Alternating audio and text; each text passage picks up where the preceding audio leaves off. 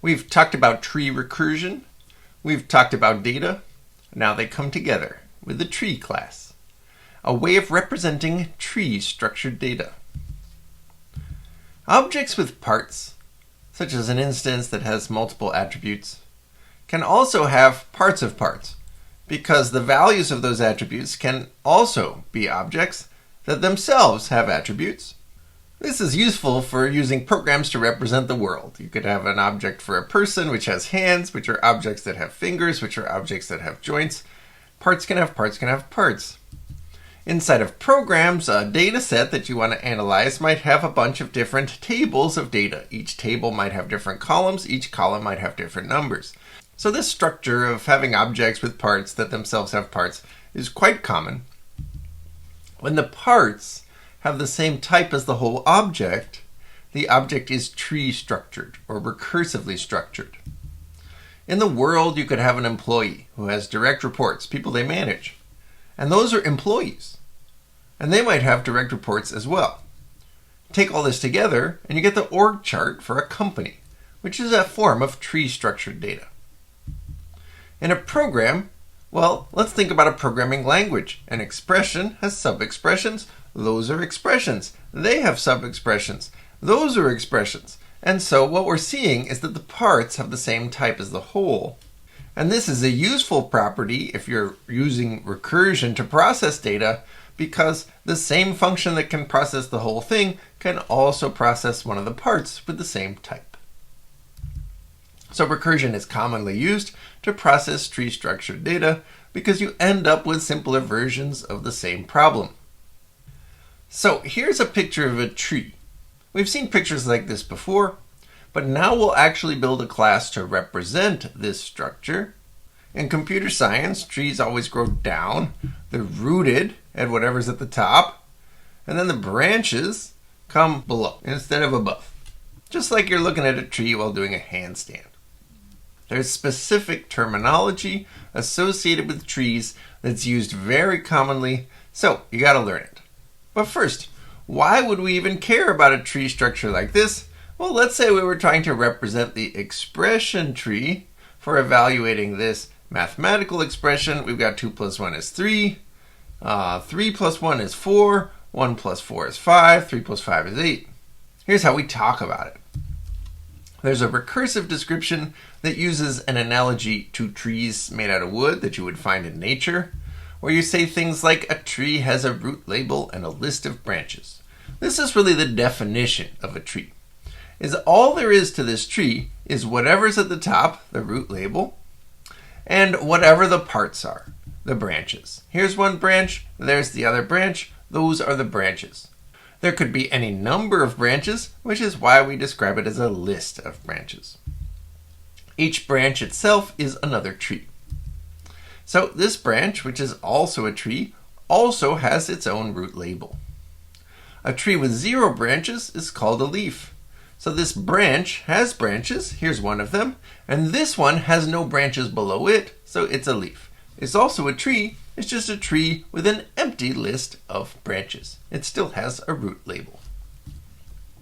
A tree starts at the root, there's the root of the whole tree, there's the root of the branch, because the branch is also a tree. But we also describe trees in terms of family relationships, the relative description. In this description, we say that each location within the tree is called a node, and a node has a label. The label can be any value.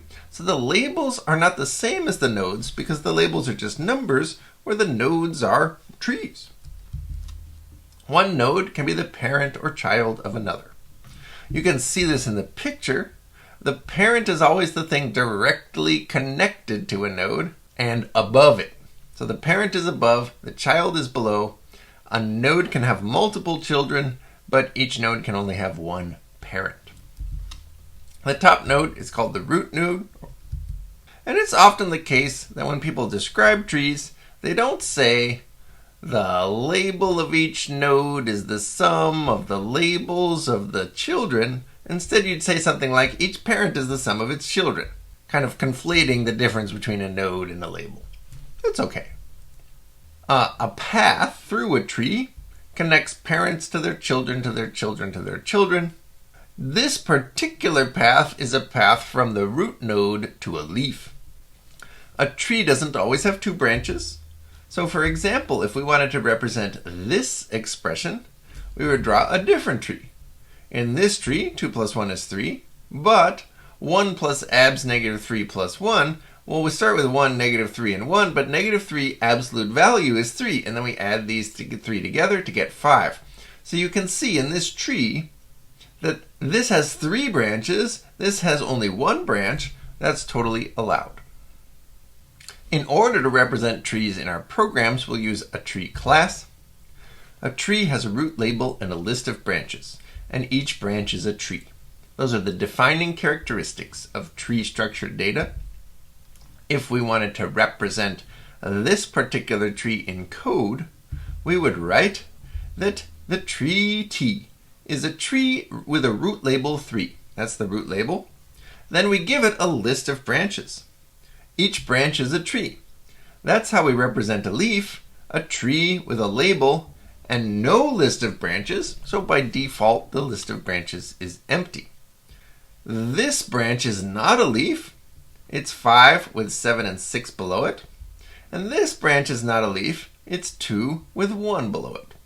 So 3 branches, some of which have branches of their own and some of which don't.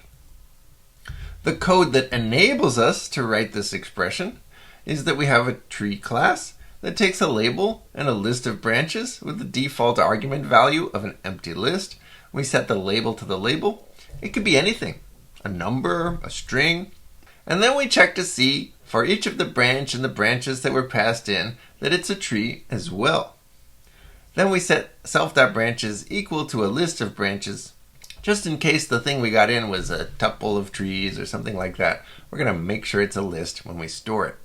This also makes a copy, which can be important for mutation afterwards. There's only one method, isLeaf, takes no arguments except for self, and returns whether self.branches is empty or not. An empty list is a false value, so not self.branches would be a true value only if self.branches were the empty list. When we use trees in homework assignments and labs, there's a little bit more to the definition that just controls how it's printed out. If you evaluate a tree, you're just going to see how you would write it. If you print a tree, then you see its structure. The indentation shows you how deep you are in the tree.